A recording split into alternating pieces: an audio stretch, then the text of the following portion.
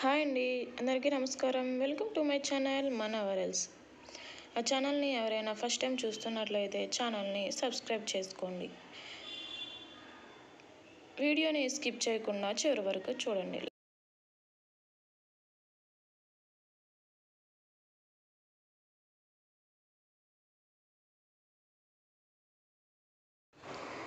Hi అండి, అందరికీ నమస్కారం. Welcome to our channel.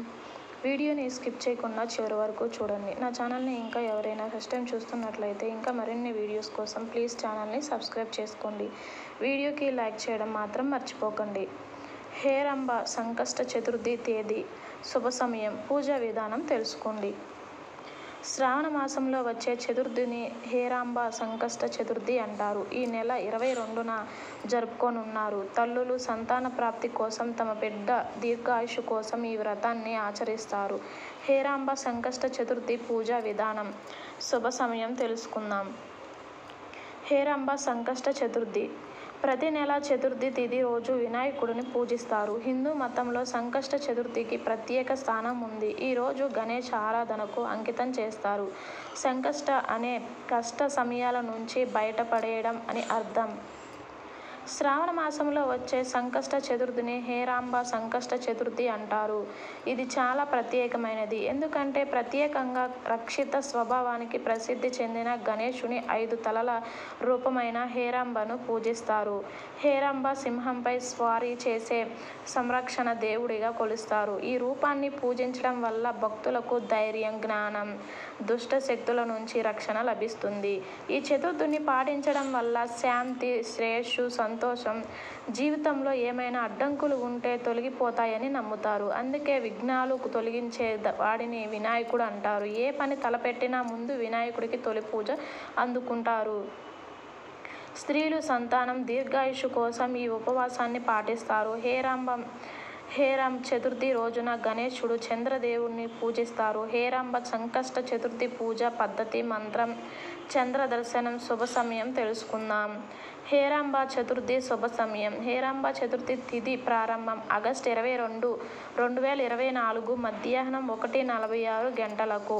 Heramba Chaturthi తేదీ ముగింపు ఆగస్టు 23, 2024 ఉదయం 10:38 హేరంబ సంకష్ట చతుర్థి పూజా విధానం. ఉదయాన్నే నిద్ర లేచి స్నానం ఆచరించి పూజ గదిని, ఇంటిని శుభ్రం చేసుకోవాలి. పూజా మందిరంలో ఒక పీట ఏర్పాటు చేసుకుని వినాయకుడిని ప్రతిష్ఠించాలి. దేశీ నెయ్యితో వినాయకుడికి విగ్రహం లేదా చిత్రపటం ముందు దీపం వెలిగించి పసుపు రంగు పూలదండ సమర్పించాలి. మెదక్ లడ్డులను నైవేద్యంగా పెట్టాలి. విగ్రహం దగ్గర కొన్ని అక్షింతలు, నీటితో కలిపిన కలశాన్ని ఏర్పాటు చేసుకోవాలి. దుర్వాగడ్డి, అరటి పండ్లు సమర్పించాలి. వినాయక చవితికి సంబంధించిన కథను పారాయణం చేయాలి. అలాగే గణేష్ మంత్రాలు, స్తోత్రాలు పఠించాలి. ఇలా చేయడం వల్ల పనుల్లో ఆటంకాలు తొలగి విజయం సిద్ధిస్తుంది. సాయంత్రం గణేష్ హారతిని భక్తి శ్రద్ధలతో ఇవ్వాలి. ఈ వ్రతంలో భాగంగా చంద్రుడికి నీటిని సమర్పించాలి. చంద్రుడికి ఆగ్యం సమర్పించే నీరు మీ పాదాల మీద పడకుండా చూసుకోవాలి. అలా చేయడంతో ఉపవాసం పూర్తవుతుంది. ఉపవాసం విరమించిన తర్వాత సాత్విక ఆహారం తీసుకోవాలి. చంద్రోదయం సమయం దృక్ పంచాంగం ప్రకారం ఆగస్టు 22 రాత్రి 8:43 గంటలకు చంద్రోదయం జరుగుతుంది. అయితే వివిధ నగరాలలో చంద్రోదయ సమయంలో స్వల్ప వ్యత్యాసం ఉండవచ్చు. చంద్ర దర్శనం పూజ తర్వాత మాత్రమే ఉపవాసం సంపూర్ణంగా చేసినట్టు అవుతుంది. మంత్రం ఓం గణేశాయ నమః.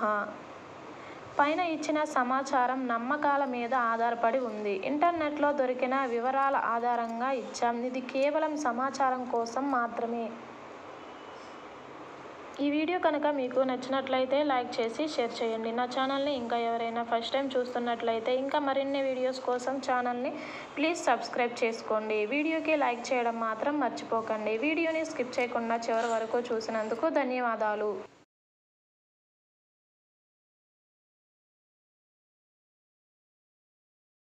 ఈ వీడియో కనుక మీకు నచ్చినట్లయితే లైక్ చేసి షేర్ చేయండి. నా ఛానల్ని సబ్స్క్రైబ్ చేసుకోండి. Thanks for watching.